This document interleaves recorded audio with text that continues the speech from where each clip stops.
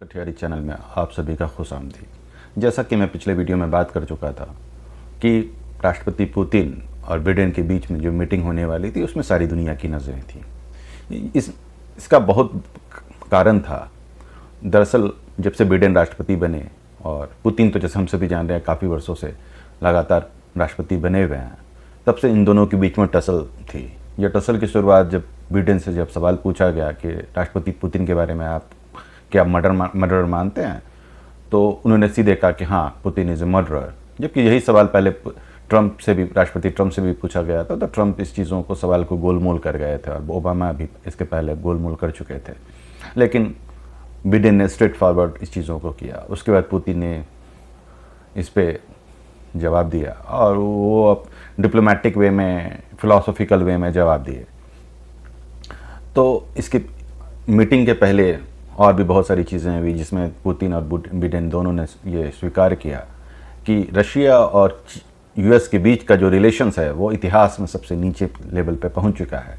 दरअसल आप इसको यूएसएसआर और यूएस के बीच के रिलेशन से ना जोड़ें, क्योंकि आज भले ही यूएसएसआर को रशिया रिप्रेजेंट करता है, लेकिन दोनों में अंतर है। क्योंकि यूएसएसआर के बीच में के वक्त में एक कोल्ड वॉर था और यूएसएसआर मतलब रशिया प्लस 14 अलग CIS कंट्रीज़ और उसके साथ एक बहुत बड़ा ग्रुप भी था। उस दरमियान कई बार दुनिया को लगा कि वर्ल्ड वॉर की स्थिति हो सकती है, जो कि रशिया बनने के बाद, क्योंकि रशिया जब बना तो शुरुआत में तो फिनेंशियल प्रॉब्लम्स हुए, स्थिति बहुत ख़राब थी, तो धीरे धीरे और टेररिज्म भी था, तो धीरे धीरे पुतिन और इन दोनों के बीच में पुतिन ने रशिया को किसी तरह से संभाला। उसके बाद रिलेशन सुधारने की भी कोशिश हुई। इवन कि जब नाटो या अमेरिका ने जब वॉर अगेंस्ट टेरर किया तो जो यूएन में रशिया ने भी सपोर्ट किया और कई मदद भी की उसके बाद। लेकिन ये रिलेशंस 2014 तक नज़दीक चलता रहा। 2014 के बाद इसमें बहुत ज़्यादा दरार पैदा हुई जब क्रीमिया का मुद्दा हुआ। तो इसके पहले राष्ट्रपति पुतिन ने अमेरिकी न्यूज़ चैनल NBC को इंटरव्यू दिया था, जो कि बहुत विस्तृत था। 1 घंटे की मीटिंग का शेड्यूल था, लेकिन क्योंकि सवाल बहुत ज़्यादा थे तो राष्ट्रपति पुतिन ने अपने सवाल को जवाब को बढ़ा दिया और टाइम को बढ़ा दिया और 1 घंटे 22 मिनट की थी, जिसमें कई सवाल थे। और इस सवाल के बाद 16 तारीख को मीटिंग के दिन राष्ट्रपति पुतिन जेनेवा पहुँचे। उसके पहले राष्ट्रपति बिडेन पहले ही पहुँच चुके थे स्विट्ज़रलैंड।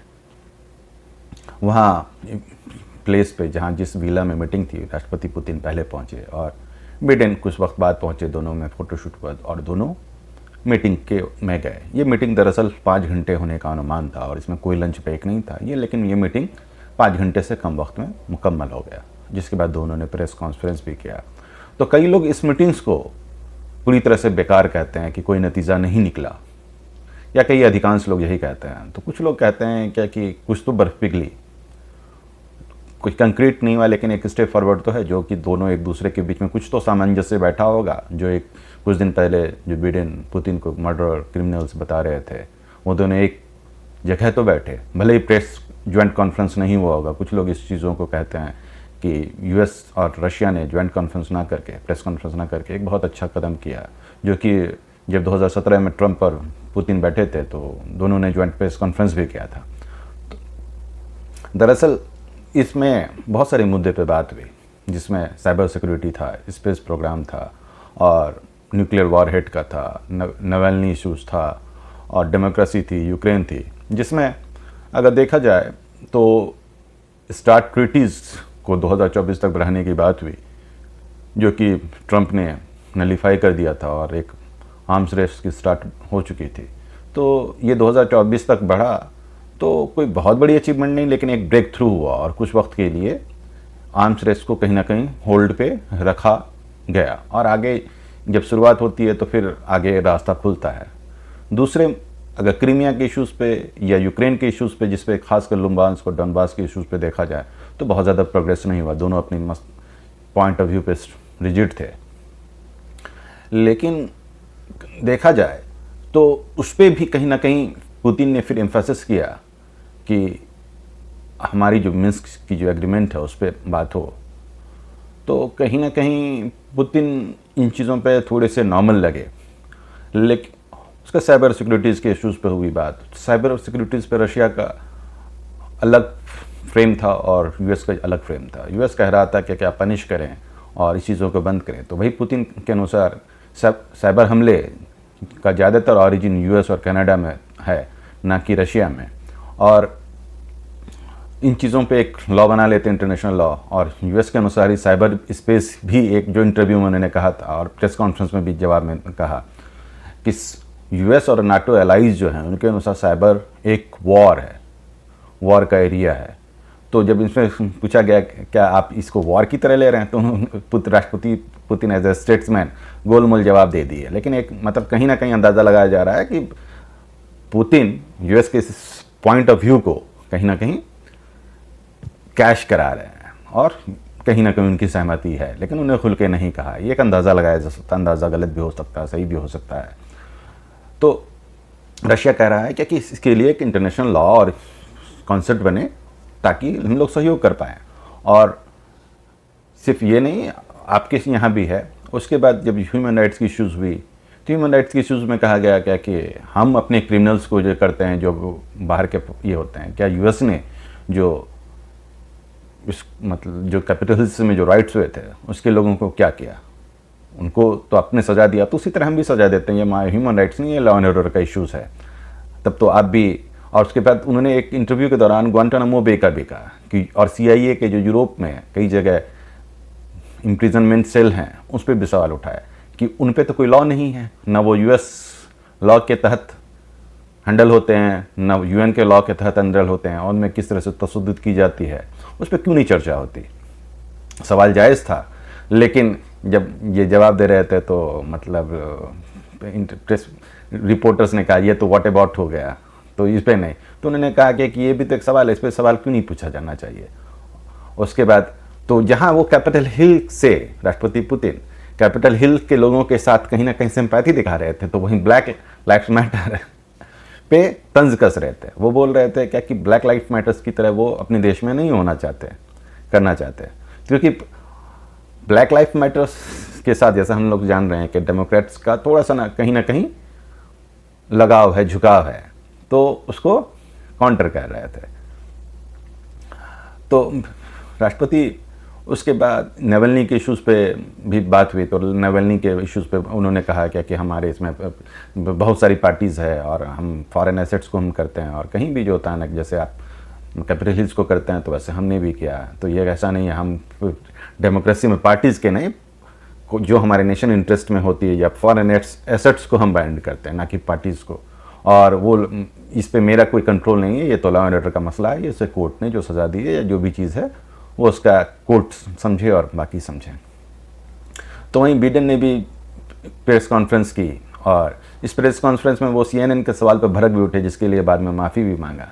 तो उन्होंने कहा कि हर चीज़ों को नहीं बताया जा सकता, और उन्होंने कहा कि मैंने साफ कह दिया कि अगर साइबर सिक्योरिटीज़ पे अगर वो हमला जारी रखेंगे, जैसे उनके ऑयल्स पे कुछ दिन पहले हुआ था और मीट फैक्ट्रीज़ पे भी हमला हुआ था, अगर इस तरह की कार्रवाई रशिया किया तो इस चीज़ों को पे सख्त कार्रवाई होगी। तो वहीं पुतिन ने कहा कि आप प्रूफ दीजिए, और जैसा हम सभी जानते हैं ये सब चीज़ों में प्रूफ मिलना बहुत मुश्किल से है, लेकिन लीगल लॉ के अनुसार तो कहा जाता है कि जब तक आप प्रूफ नहीं दे पाइएगा तब तक आप कैसे किसी को क्रिमिनल कह सकते हैं किसी को। तो बोला कि प्रूफ दीजिए, हम लोग तब एक दूसरे से कोऑपरेट करके इन चीज़ों को कर सकते हैं। तो ये सारा गेम बहुत टेक्निकल था, तो जहाँ पर यूएस बहुत ज़्यादा एग्रेशन में था, क्योंकि वो अपने आप ह्यूमन राइट्स का चैंपियन बनता है, चैंपियन है या नहीं है, और पुतिन जिनका हम लोग सब जान रहे हैं कि वो किस तरह से अपने नेशंस को संभालते हैं, उस पर तो कोई सवाल नहीं उठता। लेकिन तो कहीं ना कहीं पुतिन ने व्हाट अबाउटिज्म करके, जो मीटिंग्स में भी हुआ होगा, करके चीज़ों को बैलेंस बनाने की कोशिश की। पुतिन का भी स्टैंड अलग है, यूएस को भी अपनी चीज़ों को देखना चाहिए, लेकिन यूएस का जो पॉइंट ऑफ व्यू है वो भी एक सही है, और उसको खुद पे भी इम्प्लीमेंट करने की कोशिश करनी चाहिए, जो वो खुद और खुद के इत्तेहादियों के लिए नहीं इम्प्लीमेंट करता, जिसका फ़ायदा कहीं ना कहीं पुतिन मीटिंग में भी उठाए होंगे और बाकी चीज़ों में। हाँ, और प्रेस कॉन्फ्रेंस में पुतिन पे चाइना के बारे में भी सवाल उठा कि आप चाइना के, आप यूएस और उसके बाकी के वो आर्म्स के लिए तो बहुत ज़्यादा आप सेंसिटिव रहते हैं, लेकिन चाइना जो आर्म्स कर रहा है उस पर क्यों नहीं हो सकते करते। तो उन्होंने कहा क्या कि चाइना जो होता है कि हम लोगों से बहुत पीछे है, वो 1.5 बिलियन लोगों का नेशंस है उससे भी हक है कि कुछ वो अपने आप को डेवलप करे, और उससे हम लोगों को थ्रेट परसेप्शंस नहीं है। तो जब वॉर करियर की बात हुई तो बोला क्या कि हम लोगों को, मुझे तो वॉर करियर से कोई इशू नहीं है, और क्योंकि हमारा तो लैंड बॉर्डर्स है, हम लोगों का जो मेन जो टसल होगा लैंड बॉर्डर्स में होगा, और जहाँ तक हमारा स्ट्रेटेजिक इंटरेस्ट है, स्ट्रेटेजिक अलाई है, और हम दोनों का रिलेशंस दुनिया में, मतलब दोनों देशों के इतिहास में सबसे नज़दीक का रिलेशंस अभी ही दोनों में बना है। और उइगुर मुद्दे पे भी जैसा जहाँ मतलब वेस्ट का एक सवाल सारी चाइना एलाई के साथ, या जिसको चाइना के साथ समझते हैं, तो सवाल होता है उइगुर का, तो उइगुर का भी पूछा गया, तो पुतिन ने कहा क्या कि उइगुर मेरे जानकारी के उस तरह से नहीं है, और बाकी मैं कुछ उइगुर लोगों से मिला भी हूँ। तो बाद में जब एनबीसी के रिपोर्टर्स ने पूछा तो क्या आप अपने मुस्लिम आप किसी CIS कंट्रीज़ में जो मुस्लिम्स हैं उनको आप यही मैसेज दीजिएगा? बोला कि नहीं, हमारे नेशंस के जो लोग हैं उनको हम अपनी सिटीजन्स हैं, हमारे देश में भी 10 से ज़्यादा % लोग मुस्लिम्स हैं, और ऐसा कुछ नहीं होता, और वहाँ भी नहीं है। ये सिर्फ बाकी उन चीज़ों में बात की। तो ओवरऑल ये मीटिंग्स, और ये मीटिंग्स के पहले जो डिबेट चर्चा हुई तो कोई बहुत कंक्रीट नहीं हुई, लेकिन कई चीज़ें सवाल आई, सवाल के जवाब हुए, दोनों के स्टैंड्स पता चले, दोनों में कितना फर्म है इन चीज़ों को पता चला। और जब कोई पॉलिसी जो बड़े मुल्क या कोई भी बनाता है तो दोनों एक दूसरे के फॉर्मेलिटीज़ को देखता है, दोनों के पॉइंट ऑफ व्यू को देखा जाता है। जैसे कि लॉ एंड ग्लोबल ऑर्डर्स के बारे में बात हुई कि पुतिन कोई भी ऑर्डर्स को नहीं मानता है, तो इन सब चीज़ों पे डिटेल्स में बात हुई। तो इस तरह से काफ़ी लोग जो इनकार करते हैं कि ये जो मीटिंग्स पूरी तरह से अनफ्रूटफुल हुई, तो मेरे अनुसार ऐसी बात नहीं है। तो कहीं ना कहीं एक नींव पड़ी, जो करवाहट थी, जो एक बहुत ही सिचुएशंस प्रॉब्लम्स लग रहा था कि दोनों देश जैसा जान रहे हैं कि एक पावर हैं, खासकर रशिया भी इकोनॉमिक पावर भले ना हो लेकिन आर्म्स पावर तो है ही, और वॉर के समय आर्म्स ही बहुत ज़्यादा होती है। उसके बाद भी बहुत सारी चीज़ें हैं, और US तो जानते हैं कि सुपर पावर है। कई लोग चैलेंज बोलते हैं कि चाइना बन गया या चैलेंज कर रहा है, लेकिन हकीकत उससे दूर की बात है। तो कहीं ना कहीं इन दो ध्रुवों के बीच में जब बातें हुई तो दुनिया को कुछ ना कुछ फ्रूटफुल्स आएगा। और बेसिक तो शुरुआत हुई गई कि दोनों प्रिजनर एक्सचेंज के बारे में बात करने के लिए तैयार हो गए, और स्टार्ट ट्रीटीज़ को फिर से 2024 तक बढ़ाने के लिए तैयार हो गए।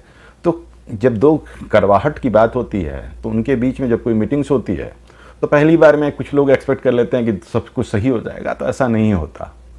दरअसल उसमें वक्त लगता है चीज़ों को, जब आप बात करते हैं तो नेगोशिएशंस चलती है, और ये नेगोशिएशंस का एक लंबा दौर होता है। तो इसको फिलहाल बर्फ़ पिघलने के तौर पे लिया जा सकता है, या नेगोशिएशन शुरुआत के तौर पे अगर फेल भी हो गया तो पहले से कौन सा दोनों में बहुत अच्छा रिलेशंस था।